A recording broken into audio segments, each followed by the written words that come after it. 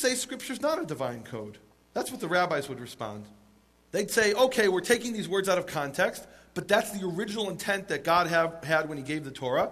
Who's to say Scripture's not a divine code?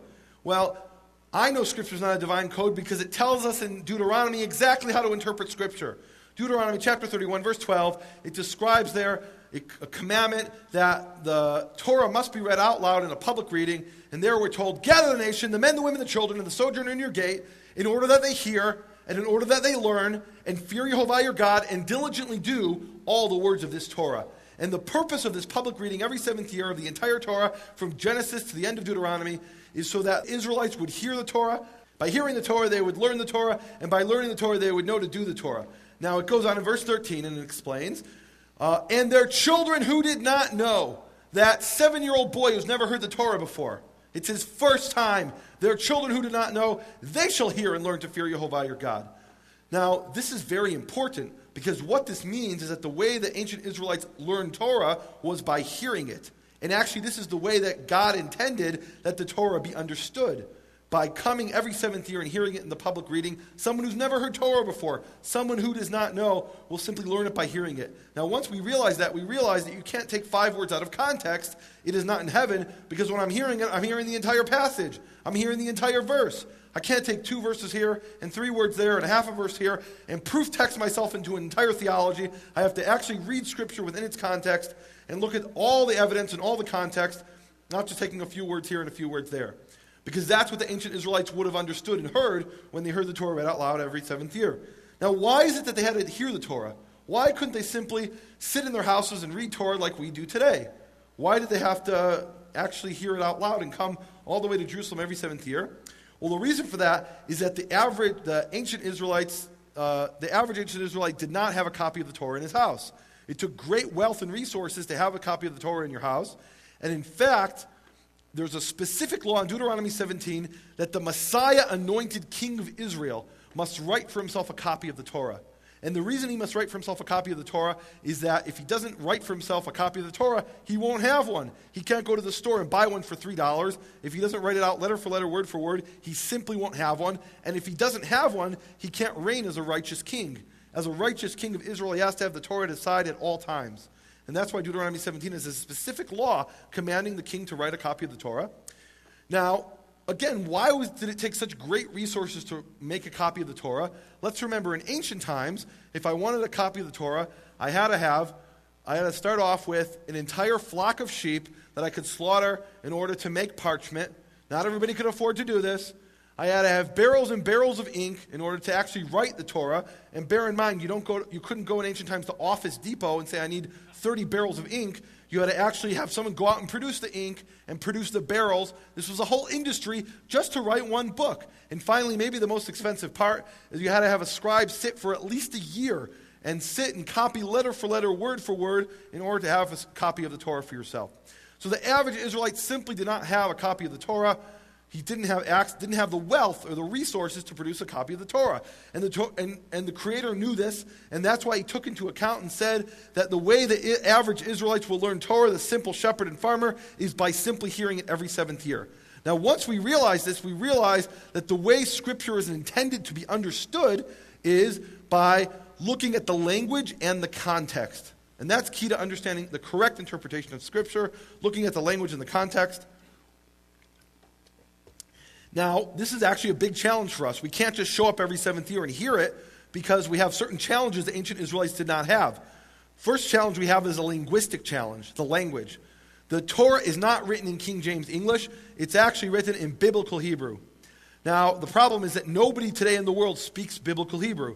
I've lived in Israel for 12 years and I'm fluent in modern Hebrew, and I actually read Biblical Hebrew fluently, but nobody speaks Biblical Hebrew as their native tongue. Now, to give you an idea of what the difference is, it's like the difference between the English you speak here today and the English of Chaucer. You could pick up the writings of Chaucer and you probably would understand a few words on each page, but unless you're specifically trained to read that dialect of English, you won't understand what Chaucer is saying. And that's the challenge we have with Biblical Hebrew. We have to understand the language as it was originally spoken 3,500 years ago. The language that was spoken by the ancient Israelite shepherds and farmers that could simply show up and hear the Torah read and understand it. So we have to work a lot harder than they did. And that's part of what it means to be in exile, to be thrown out of the land of Israel and lose our language, be scattered throughout the world. These are the things that we have to deal with being in exile. Now, this next thing we have to look at is the context. And we've already talked about textual context. That is, I can't just take the words, "it is not in heaven," and disembody them from the context. I have to look at the entire passage, or I'm twisting what Scripture says. And there's also a historical context. Let me illustrate what I mean by this historical context by an example. 3 times in the Torah we're commanded, "Lo tevashel gedi b'chalev imo." You shall not boil a kid in its mother's milk. 3 times that appears, word for word, jot for jot, tittle for tittle, the exact same commandment 3 times. 3 times. Now, the rabbis, of course, look upon Scripture as a divine code, and when they hear 3 times, Exodus 23, you shall not boil a kid in its mother's milk. Exodus 34, you shall not boil a kid in its mother's milk. Deuteronomy 14, you shall not boil a kid in its mother's milk. They hear that 3 times, and they say Scripture is a divine code. And when codes have repeated things, it's to encode extra hidden meaning. And when it appears the same commandment 3 times, that actually indicates that 3 different things. And what are the 3 different things this indicates? Of course, only the rabbis have the authority to interpret what these 3 things are. The first one, according to the rabbis, is you shall not eat meat and milk together. The second time it says you shall not boil a kid in its mother's milk. What it really means is you shall not cook meat and milk together. And the third time it appears, it means you shall not even benefit from meat and milk cooked together. What do they mean by benefit? You may not even feed it to your dog. Well, that's how the Pharisees, the rabbis, look at it. When I hear 3 times that the Creator tells me you shall not boil a kid in its mother's milk, I first ask the question, what would the ancient Israelite shepherd or farmer have understood if he heard these exact words repeated 3 times? If he was that boy, that 7-year-old boy who knew nothing. Deuteronomy 31, verse 13, he didn't know anything. What would he have understood? And I come to the conclusion after linguistic and textual analysis that what I would understand from hearing this 3 times is, you shall not boil a kid in its mother's milk! It's very clear. It has nothing to do with meat and milk.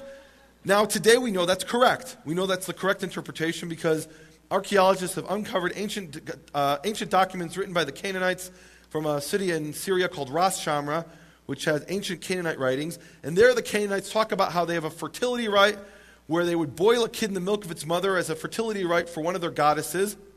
And so today we know that the reason the Torah forbade us from partaking in this pagan practice or forbade us from boiling a kid in the milk of its mother, is that this was an ancient pagan fertility custom or sacrifice. And that's why the Torah doesn't say, don't eat meat and milk together, or don't boil meat and milk together, because it's not talking about that. It's talking about a very specific pagan fertility sacrifice of boiling a kid in the milk of its mother. It's not even a dietary law. It's a pagan sacrifice we're forbidden from partaking in. And every ancient Israelite shepherd or farmer would have known this.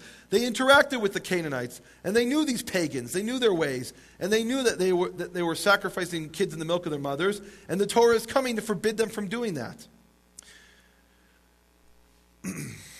And that's the difference between interpreting Scripture as a divine code and interpreting Scripture actually in its context, according to its language, and according to its historical context. And what this teaches us is that we have to use archaeology and history in order to uncover and try to get a better picture and understanding of what the Torah is commanding us.